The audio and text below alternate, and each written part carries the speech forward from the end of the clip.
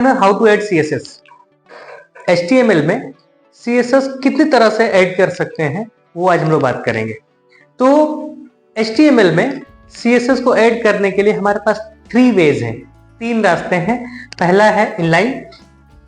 Inline मतलब कि particular tag में ही हम क्या करेंगे, स्टाइल एट्रीब्यूट्स का यूज करके CSS यूज करेंगे। Suppose inline CSS, first let's talk about the inline CSS। तो inline CSS में सपोज हमारे पास हेडिंग टैग है H1, this is the heading tag, इसको हम लोग क्या बोलते हैं, हेडिंग टैग। इसका एक एट्रीब्यूट है स्टाइल, और स्टाइल में ही हम क्या कर सकते हैं, जो भी इसके प्रॉपर्टीज हैं और उसकी वैल्यू है उसको हम लोग मेंशन कर सकते हैं। एग्जांपल के तौर पर मान लीजिए कि हमारे यहाँ पे कलर, सबसे जो इजी प्रॉपर्टी है वो कलर है, बाकी बहुत सारे प्रॉपर्टीज हैं that will see one by one. तो colour and then we will give the value, okay. और फाइनली हम क्या कर देंगे, हेडिंग टैग H1 को क्लोज कर देंगे। और अब इसमें हम लोग कुछ मैसेज लिखेंगे, सपोज पिक्सल, और फिर हेडिंग 1 टैग क्लोज हो जाएगा।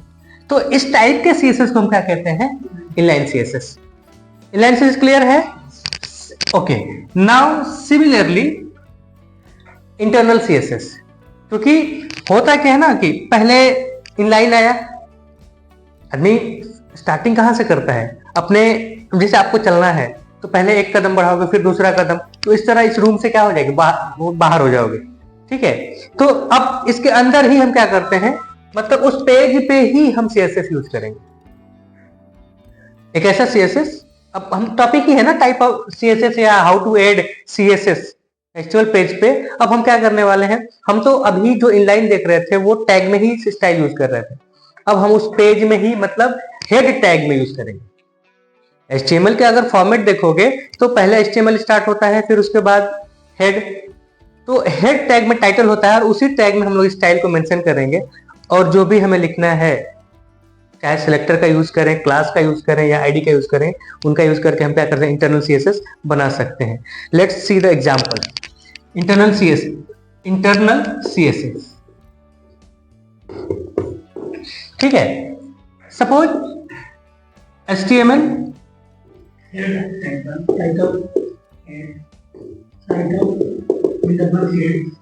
Title internal CSS style opening, मैं लिख रहा हूं,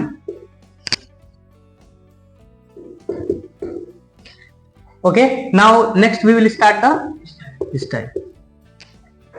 here suppose here H1 tag, this is the selector, and then again we will use the color and red, style close, और finally style tag also will be closed, head tag close, body will automatically start here, and then here we will write the heading tag H1 and give the message hello।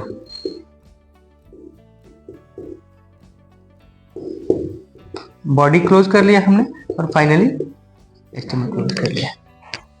तो हमने क्या किया, इसी style में, अच्छा जब भी problem आती है, मान लीजिए कि हमारे पास तो H1 टैग है, एक ही टैग है, तो ठीक है।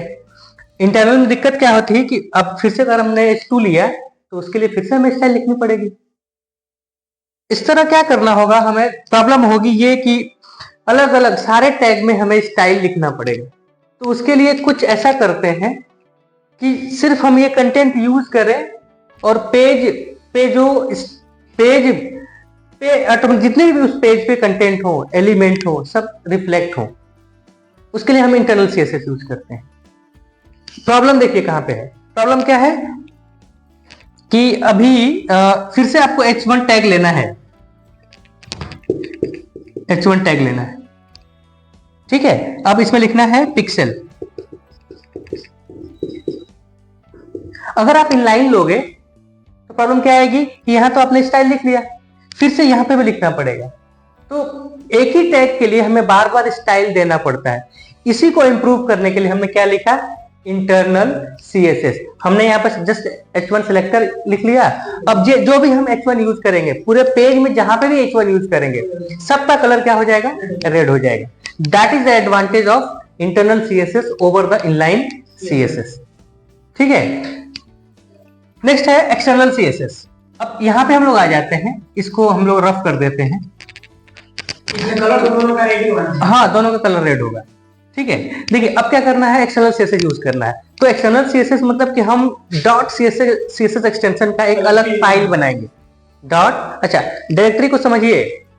अगर आप उसी फोल्डर में जहां पे आपने HTML फाइल रखी है, अगर उसी में रखते हैं तो डायरेक्टली आप एक लिंक यूज करते, सॉरी लिंक ही है ना, उसके बाद रिलेशन स्टाइल शीट, इसमें हम लोग क्या लिखते हैं? Style sheet. ठीक है, और उसके बाद उस लिंक का, उस जो CSS की फाइल है उसका हमें लिंक तो देना पड़ेगा ना। तो हम क्या करेंगे? href और हाँ स्टाइल शीट डॉट या फिर css1.css। ऑफ कोर्स CSS ना, क्योंकि वो फाइल जो बनेगी वो किस टाइप की फाइल बनेगी? CSS की। तो .css, ये .css बता रहा है कि the file type is the cascading style sheet और CSS फाइल। ओके, अब आते हैं, ये तो हमने ले लिया। अब हम लोग चलते हैं ये इसका नाम css1.css ये फाइल का नाम होगा। और यहाँ पे जाके हम सिंपल .css है तो कुछ लिखने की स्टाइल वगैरह जरूरत नहीं है। आप क्या करोगे? H1 सेलेक्टर यूज करोगे and then write the property colour और give the colour value. The all heading tag 1 के जो भी वैल्यूज होंगे सब क्या हो जाएंगे? रेड हो जाएंगे। तो that is the different types of CSS and these type of CSS can use in HTML page as per your requirement. ठीक है, अब इंटरनल CSS का प्रॉब्लम क्या था? इंटरनल CSS का प्रॉब्लम क्या था? क्योंकि वो एक ही पेज के लिए काम करते हैं। ठीक है, तो अब दूसरे पेज पे जाएंगे और सेम आपको वो कलर देना है, तो आप क्या, क्लियरिटी नहीं, प्रॉब्लम क्या आएगी कि फिर से आपको कोड लिखना पड़ेगा। भले ही कॉपी पेस्ट करना पड़े, लेकिन कोड वो लिखना पड़ेगा हेड टैग में। जबकि अगर हम एक्सटर्नल CSS यूज करते हैं तो सिर्फ हमें ये लिंक देनी होगी। ये हमने जो लिंक टैग यूज किया है उसमें ये ऑटोमेटिकली सारी चीज ले लेगी। तो एक लाइन कोड लिखना अच्छा है कि 50 लाइन कोड लिखना अच्छा है? एक लाइन कोड लिखना अच्छा है। तो कहीं ना कहीं जो प्रॉब्लम्स थी उसको जब हम इंप्रूव करते हैं तब भी नया कॉन्सेप्ट आता है। सबसे पहले इनिशियल स्टेज में स्टाइल, इनलाइन स्टाइल आया, प्रॉब्लम होने लगी। फिर इंटरनल CSS आया और उसको भी अलग से एलिमिनेट करने के लिए प्रॉब्लम्स को, कि हर पेज पे जाकर हम लोग कोड लिखेगा हेड टैग में। हेड टैग ऑलरेडी जावास्क्रिप्ट से भरा होता है।